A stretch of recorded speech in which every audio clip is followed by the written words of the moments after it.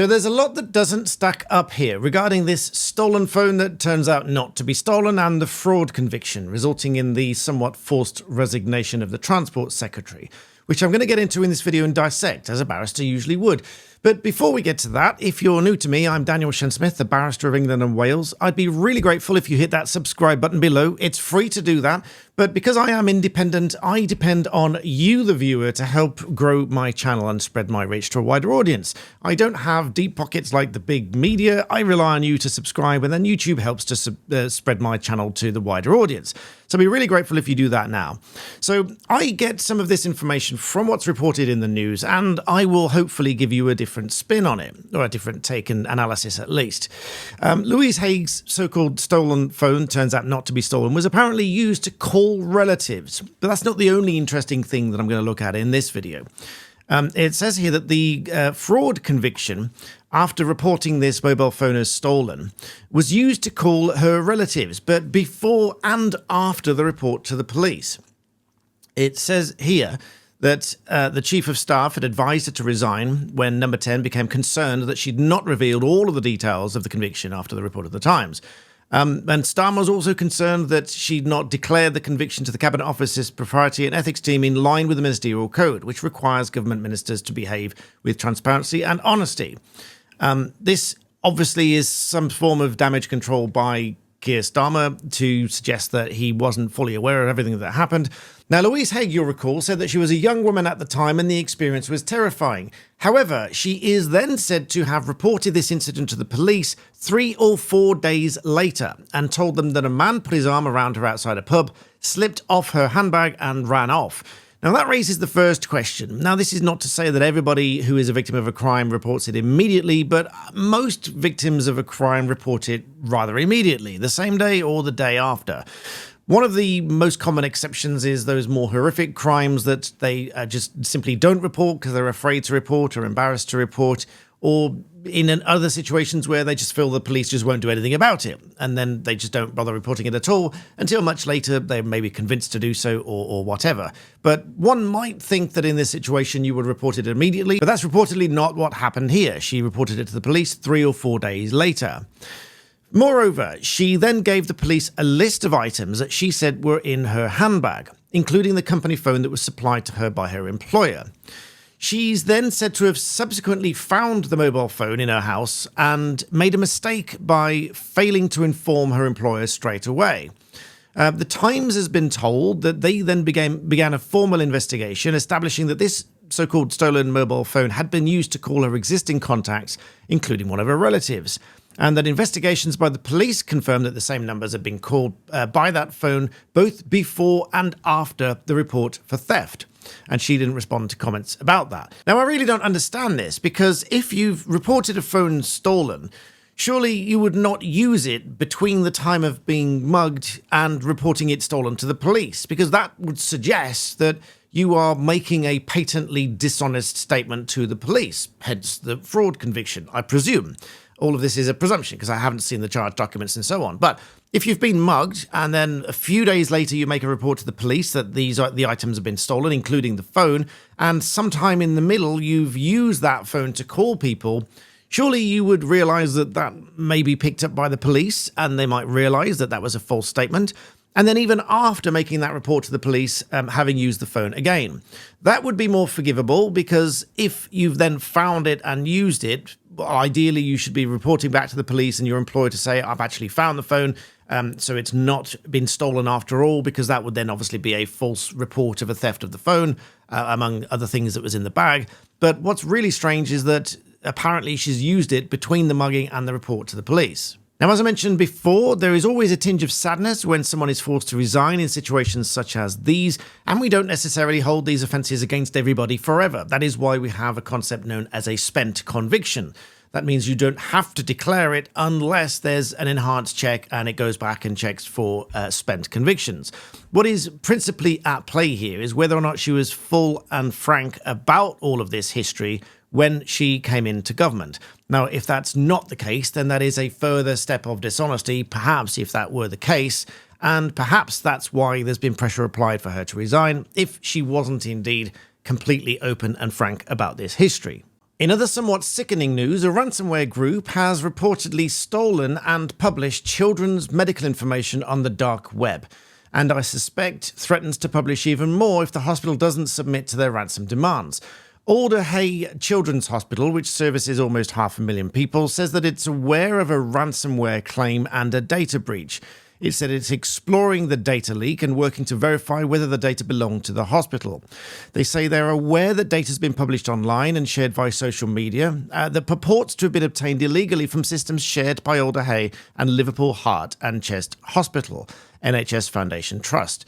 They say we're working with partners to verify the data has been published and to understand the potential impact. Ransomware gangs often go after establishments like this, either trying to hack or buy information that they then sell and publish on the dark web. And that's not the only one in just the last few days. SL Data Services is also reported to have a data breach of over 600,000 people in what you'll notice here is reported as a minor breach compared to the last 2.9 billion people hit in the national public data hack that I reported on just recently. Now, the reason I'm telling you all this is because on this channel I work with companies to help to protect you and your privacy, one of whom is called Incogni.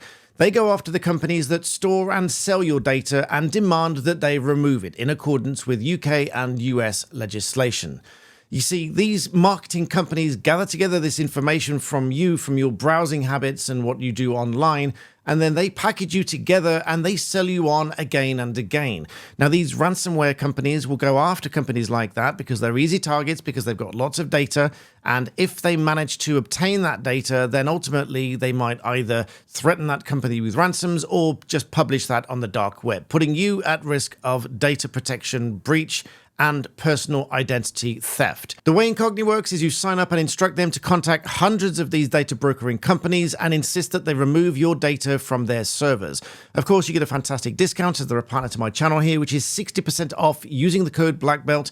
And not only does that mean you'll get fewer spam robocalls and email marketing rubbish like this, but it will lower your risk to cybersecurity attack and personal identity theft. I've used this service myself and I've seen week on week companies removing my data from their servers, and they've now to date done 20 million data removal requests successfully. So sign up to Incogni and you'll thank me later. Now, some people have asked how this applies generally to other offences of fraud and theft and things like that. Now, the simple answer is, well, it's not so simple, but the simple answer is all of the elements of an offence don't have to happen at the same time.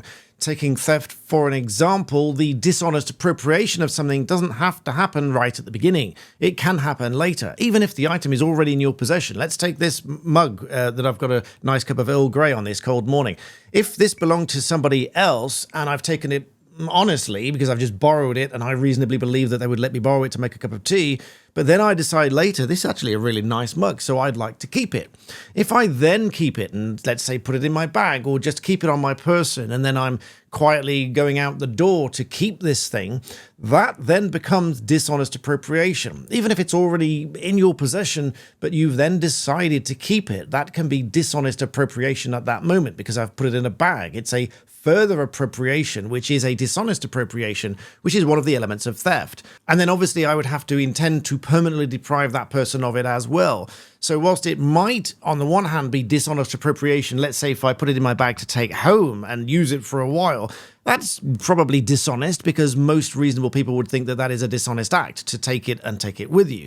But do I intend to permanently deprive them of it? Or if I bring it back, if I intend to bring it back and sneak it back in, then obviously that's not an intent to permanently deprive. And if that was my defense in court, then that would probably work out as a defense against one of the elements of theft.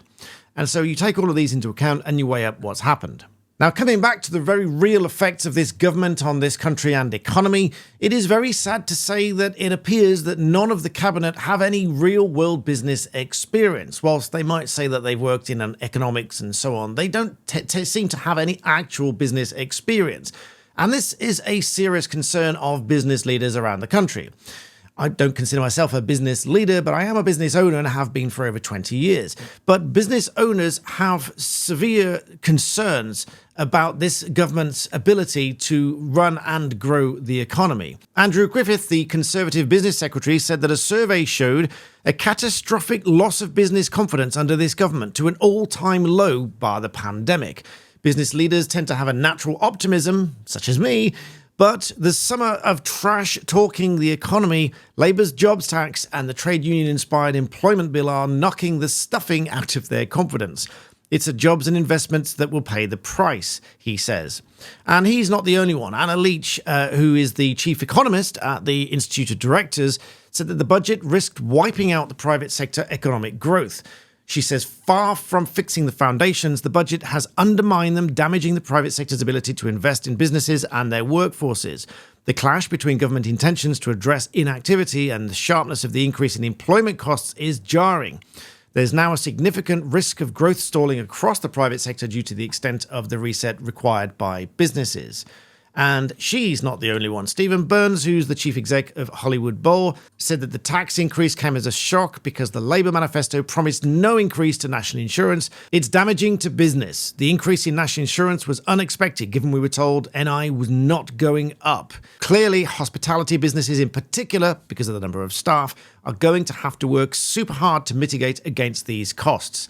And there's more. Alan Morgan, boss of Bella Italia, owner of Big Table Group, said this budget is utterly disastrous for any business employing lots of people. It's no surprise that confidence is shattered. If the government doesn't reverse the ridiculous national insurance threshold changes, it's going to do serious damage to many people's lives. And so unquestionably, it's a unanimous view by business leaders across the country. This is not just a tired rhetoric. This is a reality of people that actually run businesses, actually trying to grow businesses in a difficult economy as it is.